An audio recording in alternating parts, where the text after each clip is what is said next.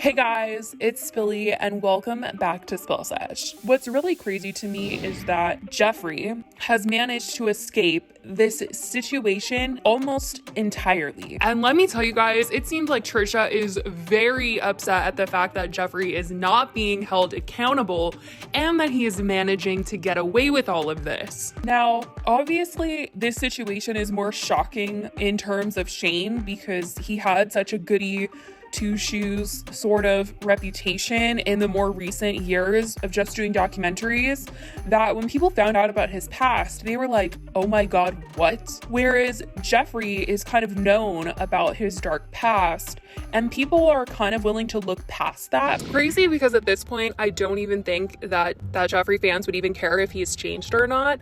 And truthfully, what's so insane to me is that Shane and Jeffree are kind of at the same level where they've both done pretty much the same type of level of bad stuff in their past. Jeffree may be even worse, to be honest.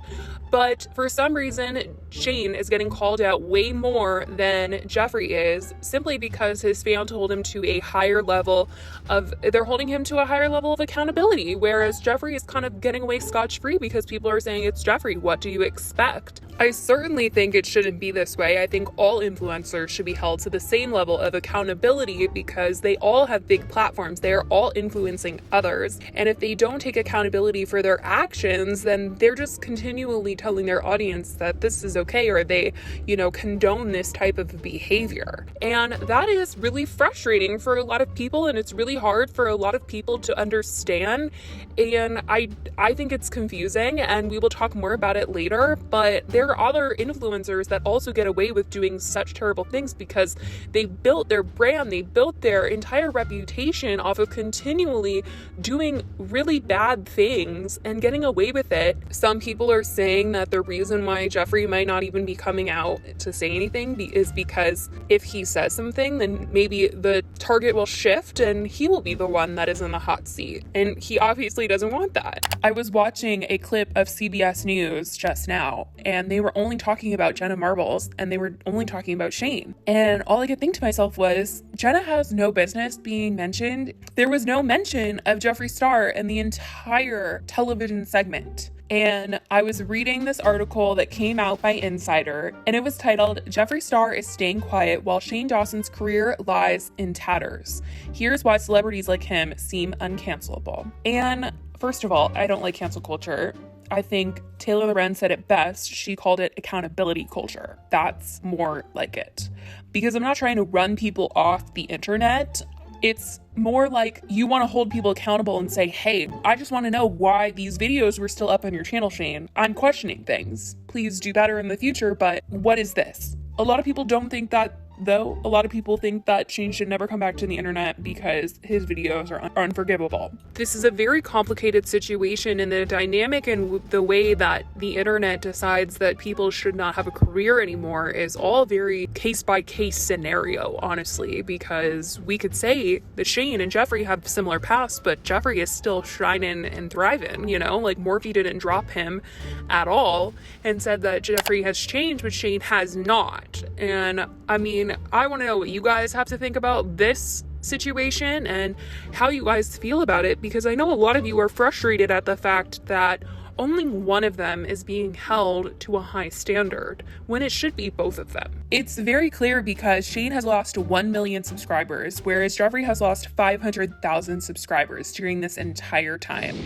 So like I said earlier, Trisha is absolutely super upset that Jeffree is not being held accountable right now. And honestly, I'm not surprised because after she came out and she said that Jeffree was talking bad about her behind her back, she is no longer friends with him, she is done with him, she is not a Jeffree Star fan anymore. She has since gone on Twitter and she said, if you talk about me behind my back, maybe don't leave it in a voice memo. I'm so sick and tired of people with wealth and notoriety getting away with stuff because they have a ton of followers. I'm over it. I have to apologize for breathing, but these rotten people get to move along from stuff they caused because they got a following. So beyond past my limit, I tried taking the high road, but fit. YouTube ain't my career now anyway, so come for me, ruin me, whatever. I'm gonna say some stuff. You know who can talk about my use? Me. You want to know who can't talk about my blank use? Everyone else, especially when I haven't used since December. It's gross and you're evil as. So this is clearly about Jeffree. I mean, honestly, I knew it from the voice memo because everybody and their mom at this point knows that Jeffree literally talks bad about every single person that he is friends with or communicates with through voice memo. It was clear when Sanders Kennedy brought up those voice memos of him talking bad about Nikki Tutorials and Manny MUA, literally everybody under the sun, Jaclyn Hill. And when he was talking to Cam through text message, he sent him a voice memo. We all know this to be true. But for Trisha to find out that Jeffree was talking bad about her in a voice memo, and then for him to have her feel scared or fear in any type of way if she were to ever come out and talk about this, because she did say that she was scared of Jeffree and his fans. Honestly, I'm kind of glad that Trisha has finally found her voice and is using her voice against Jeffree, because if he is talking bad about her, which is very clear, she's literally verified that. For him to be talking bad about her, that's so wrong and messed up. Like, everybody knew that she has been defending him this whole time, pretty much, their entire friendship. We all thought they were so close, and for it to turn out that it wasn't as, it seemed, is really upsetting. The people that come out about Jeffree, honestly, people have kind of just been like, yeah, I figured he was like that, and then moved along. But when it came to Shane, they were like, hold up, wait. What? It was 10 times more shocking to find out about Shane being involved in Dramageddon than it was for Jeffree. I mean, people were just like, yeah, I figured. Internet culture is so interesting, and it's so weird, the things that are going on right now. Jeffree definitely falls into the same category as Jake Paul, Tana Mojo, Trisha Paytas, where they make such content that is so just, oh man, it's definitely controversial. But they will never be fully canceled from the internet. Like, nothing that they would do has ever gotten them demonetized completely. If anything, it should be Trisha. Like 100% it should be Trisha, because she has offended so many people. Jeffree has offended a lot of people, but he has been very careful not to bring it to his actual YouTube channel, to my knowledge.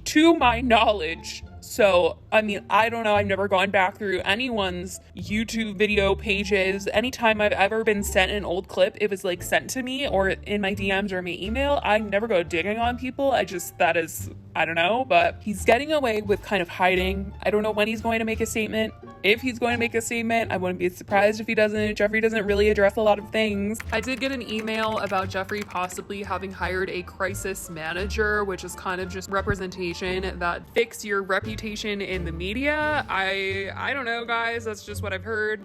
Although the crisis manager that was named has come out and said that he's not involved in the situation, but I don't know. This email was really weird. They said they had 100% confirmation. It was a news outlet, but it was weird. It was so weird. Things are messy and they just keep getting messier. And just especially for Shane, one of Shane's old friends, Bree, has also come out and talked about her friendship with Shane, and it shocked me. And it really hurt me because I remember seeing Bree, that's her name, in a lot of Shane videos, a ton of them. And this is something that she said in reply to someone that asked, someone hit up Bree Esrick, Olga K, at iJustine, and any one of the others Shane Dawson used to collab with, and see what their thoughts are, cause I'm curious, to be honest. Bree replied, he ruined my life at the time. I was really depressed and he made all my friends turn on me. I became I may make a full statement on this, I may not, haven't decided. He is manipulative AF. Though, and most definitely. Someone then said, oh my god, I feel like my innocence is being ruined. I'm so sorry you felt like that. You were always one of my favorites from his channel. Please elaborate though, this is a huge accusation to make. She replied, accusation? Are you serious? He literally apologized for being today.